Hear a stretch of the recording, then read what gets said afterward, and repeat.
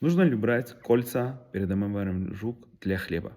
Если женщина, она во время подготовления теста, она снимает свои кольца, значит, ей это важно, чтобы во время подготовления теста у нее не были на руках кольца, то во время омывания рук тоже она снимает свои кольца, и таким образом она моет руки для хлеба.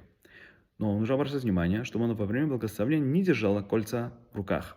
Но если женщина, она во время приготовления теста, она не снимает свои кольца, то во время нетлетия даим, тоже во время мывания рук перед хлебом, тоже нет необходимости, чтобы она сняла кольца от рук. Мужчина, поскольку у него обычная работа, у него такая, то что он не снимает во время своей работы свои кольца, если он да носит, то нет необходимости, чтобы он снял перед омыванием рук тоже свои кольца.